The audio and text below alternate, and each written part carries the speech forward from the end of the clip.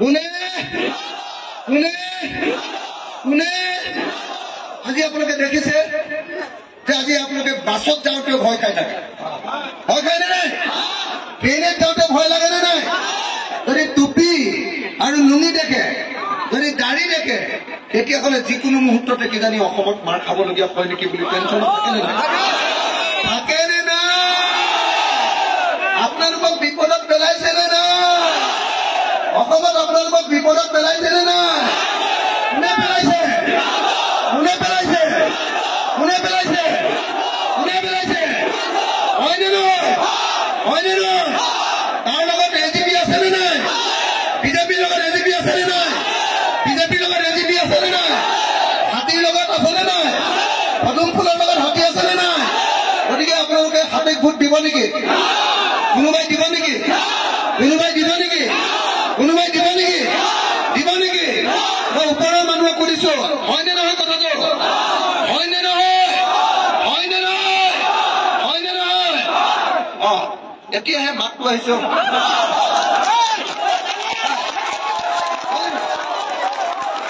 মুখেৰে নেমাতিলে ক'ত জীয়াই থাকিবলৈ পাব হয়নে নহয় মুখেৰে নেমাতিলে জীয়াই থাকিবলৈ পাব নেকি মুখেৰে মাতিব লাগিব বেয়াটোক বেয়া বুলি আৰু ভালটোক ভাল বুলি ক'বলৈ আমাৰ দম থাকিব লাগিব আৰু আপোনালোকৰ দম থাকক নাথাকক নাজানো মোৰ কিন্তু পুৰা দম আছে মই হিমন্ত বিশ্ব শৰ্মাক যিকোনো মুহূৰ্ততে যিকোনো কথা কৈ দিব পাৰোঁ আজি কেইদিনমানৰ আগতে হিমন্ত বিশ্ব শৰ্মাই ক'লে বোলে অখিল গগৈয়ে সদায় ৰাতি 11টা বজাৰ পিছত মোলৈ ফোন কৰে কৈছিলে নে নাই কৈছিলে নে নাই কৈছিলে নে নাই মই হিমন্তক কি ক'লো মই হিমন্তক কি ক'লো মই হিমন্ত বিশ্ব শৰ্মা ডাঙৰীয়াক ক'লো বোলো শৰ্মা ডাঙৰীয়া যদি মই 11টা বজাৰ পিছত ফোন কৰো তেতিয়াহ'লে আপুনি মোক ফোন কলৰ ৰেকৰ্ডটো দি দিয়ক ৰাজহুৱা কৰি দিয়ক মই MLA হিচাপে পদত্যাগ কৰি দিম যদি আপুনি এইটো দিব পাৰে আৰু যদি দিব নোৱাৰে আপুনি মুখ্যমন্ত্ৰী পদত কলোনে নাই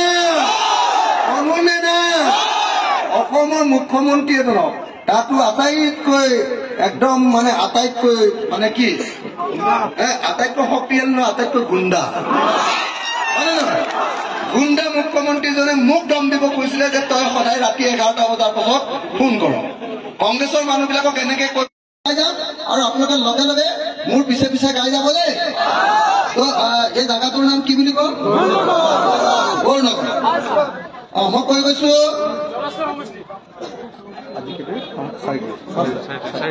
আজি 4 এপ্ৰিল তাৰিখে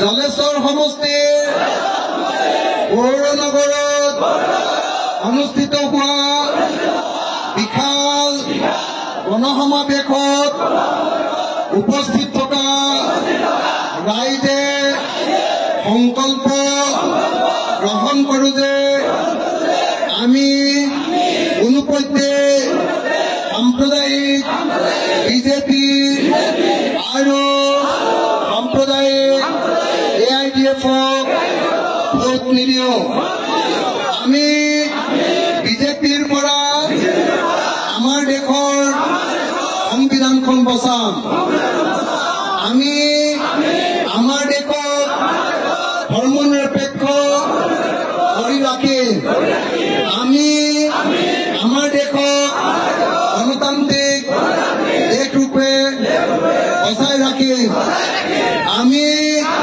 2024 চনৰ লোকসভা নিৰ্বাচনত বিৰোধী ঐক্য মঞ্চক অথবা ইণ্ডিয়াক ভোট দিম আমি ধুবুৰী ৰকিবুল হুছেইন ডাঙৰীয়াক হাতৰ চিনত ভোট দিম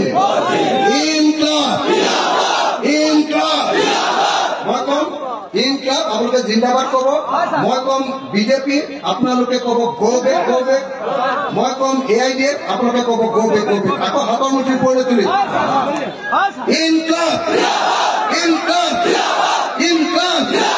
ভিডিঅ' ঐক্য মঞ্চ জিন্দাবাদ ভিডিঅ' ঐক্য মঞ্চ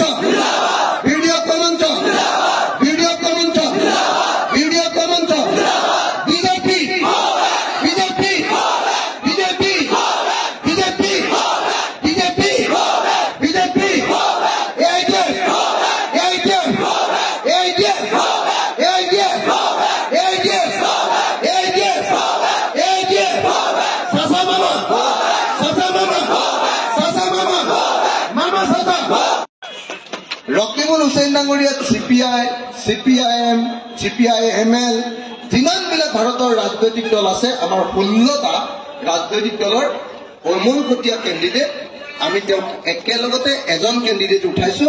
বিজেপিৰ বিৰুদ্ধে আমাৰ এজন কেণ্ডিডেট হ'ল, তেওঁৰ নাম হ'ল ৰকিবুল হুছেইন।